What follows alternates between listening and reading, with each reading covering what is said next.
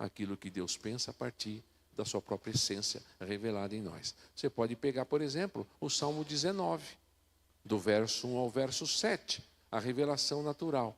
Do verso 7 ao verso 16, a revelação especial. Então nós podemos, e nós só podemos dar as alternativas corretas, pensando o que Deus pensa à luz da Escritura, quando nós conhecemos a Cristo. E quer fazer um exercício simples sobre isso? Eu vou fazer com vocês. Lembram de 1 Coríntios capítulo 7, quando o apóstolo Paulo trata a respeito da posição das moças virgens na igreja? Lembram disso? Lembram ou não lembram? Está escrito lá. E ele diz assim: sobre este assunto, eu é que vou dizer para vocês, não o Senhor. Por quê? Alguns tolos e ignorantes pegam aquele texto para dizer que, bom, isso aqui não é inspirado. Ao contrário, o que Paulo usa naquela argumentação é, olha, Jesus não tratou sobre isso, mas eu vou tratar sobre o que Jesus não tratou. Jesus falou a respeito do casamento, falou a respeito de circunstâncias de separação, mas ele não falou do papel das virgens na igreja. Paulo falou. Foi uma situação que estava acontecendo dentro da igreja de Coríntios. E ele disse, quanto a isso, digo eu, não o Senhor. Lembram disso? Não é que aquilo não é inspirado, é que o Senhor não tratou sobre aquilo. E Paulo tratou. É óbvio que de forma inspirada, mas ele pensou exatamente aquilo que Deus, vamos dizer assim, de forma, tentando arrumar a palavra, de forma abstrata, pensaria no sentido de dar esse tipo de revelação a ele, para que ele pudesse construir o seu argumento com as pessoas que estavam à sua volta, porque ele era um argumento correto, ainda que não estivesse formalizadamente na Escritura Sagrada, na Palavra de Deus. Fala. Você ia falar.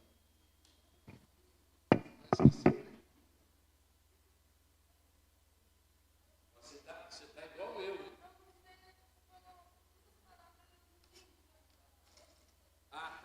Eu falei arquétipo e equétipo. Arquétipo tem a ver com o pensamento de Deus na sua originalidade, ok? Só Deus pensa de forma arquétipa, ninguém mais.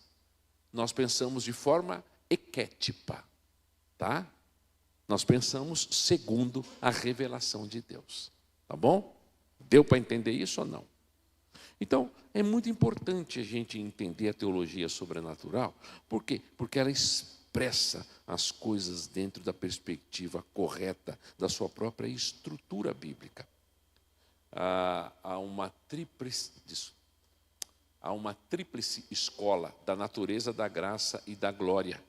E um tríplice livro para mim e para você. O livro da criação, que é a criação como um todo, a escritura e o livro da vida, ou seja, as nossas experiências, o nosso dia a dia.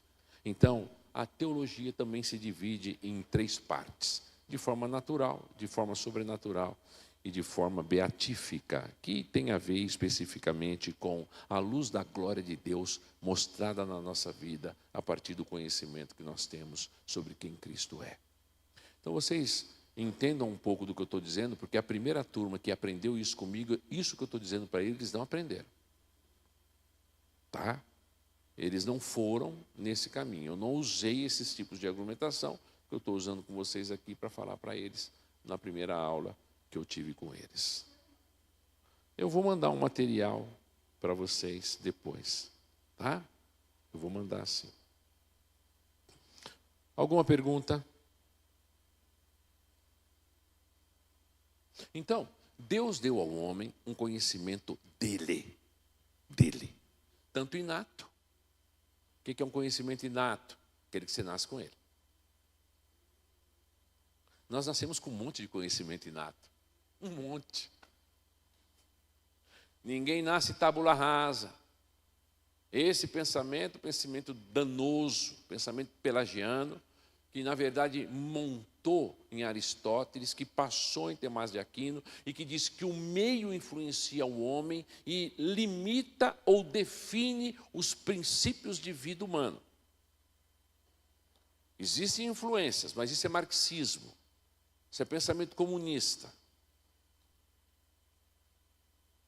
Nós nascemos com conhecimento. Nós não nascemos tábula rasa. Ainda que conceitos vão sendo desenvolvidos na nossa vida. Você nasce com conceitos de geometria, de trigonometria, de matemática. Todos nascem em você. E os seus filhos mostram isso quando começam a andar. Quando começam a tentar bater no seu rosto. São coisas simples, que estão no coração deles, se desenvolvendo. Ou você pensa que criança começa a aprender língua quando ela sai da barriga? Aonde? Ela está 9 meses ouvindo você falar. Ela está aprendendo uma língua dentro da barriga da mãe. Assim como os conceitos que existem de matemática. Vocês não ensinam o filho de vocês quando está andando ou gatinhando, gatinhar uma metragem, né? Fala assim, ó, abre a perna 30 centímetros, senão você cai. Você fala isso para o seu filho? Claro que não. Mas ele expressa o quê quando ele começa a andar? Matemática pura. Geografia pura. Você não precisa de ensinar, está nele. Ninguém nasce sem saber. Todo mundo nasce sabendo alguma coisa. E teologicamente, ainda muito mais. Obviamente, todos nascem com conhecimentos específicos a respeito de Deus, porque essas coisas estão presentes no coração de todos os homens. Mas o conhecimento de Deus também é adquirido na medida em que nós crescemos e amadurecemos na vida. Lembram o texto de Jesus, menino, debatendo com os teólogos de plantão nas sinagogas? O texto vai dizer que Jesus Cristo crescia em estatura e em sabedoria e em graça diante de Deus e dos homens. Jesus Cristo era 100% homem. E isso nós vamos explicar daqui 2 anos. Nós vamos caminhar um pouco nessa área de cristologia. Mas só para adiantar um pouquinho para vocês, a humanidade de Jesus não era divina. A humanidade dele era igual a de vocês. Ele sentia vontade de ir ao banheiro. Ou você pensa que não? Ele tinha rim, intestino grosso, fino. Ou vocês não pensam que não? A gente tem umas ideias sobre a humanidade do Redentor. As Escrituras dizem que Jesus foi igual a nós em tudo, exceto no pecado. Então, quando ele era pequenininho, que ele gripava, o narizinho dele escorria. Mas ele ficou doente. Não. Ele era um ser humano como a nós. Ele nasce no mundo de estruturas caídas. Então, ele tinha que ir ao banheiro. Ele tinha suas necessidades fisiológicas. Ele tinha vontade de comer. Ele precisava beber. Ele senta-se no tanque de Siloé, cansado, e a mulher chega para ele e dá comida para ele. Ele é 100% homem igual a você.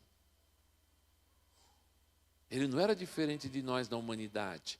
Jesus Cristo não podia voar daqui para Cuiabá. Um corpo não ocupa 2 lugares do espaço ao mesmo tempo. Jesus nos amou tão grandiosamente, que quando ele assume a natureza humana, nunca mais ele deixa de ser humano. Nunca mais.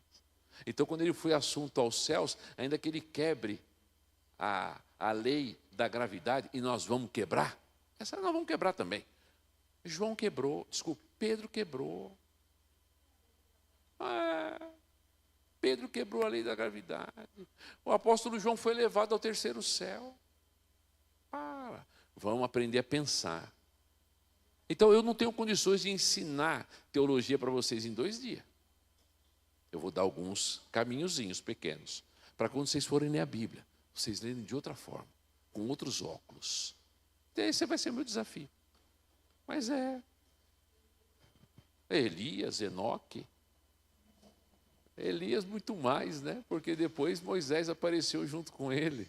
Umas coisas que a Bíblia fala que são bastante intrigantes. Então, eu só estou trazendo essas coisas para vocês, à baila, para vocês verem que o nosso Redentor, ele cresceu em estatura, sabedoria e graça. Ele tinha a ação do Espírito Santo na sua humanidade, para que ele pudesse suportar as dificuldades, enfrentar as suas batalhas, passar pelos jardins que ele passou. Foram grandes, não foram poucos. Passa de mim esse cálice, todavia seja feita a tua vontade, não a minha. Eu preguei esse sermão domingo retrasado na minha igreja, sobre esse tema especificamente. Está lá no YouTube, se vocês quiserem ver depois. Mas é isso, eu não vou tratar sobre Jesus especificamente, porque eu estou tratando a respeito da palavra que fala dele.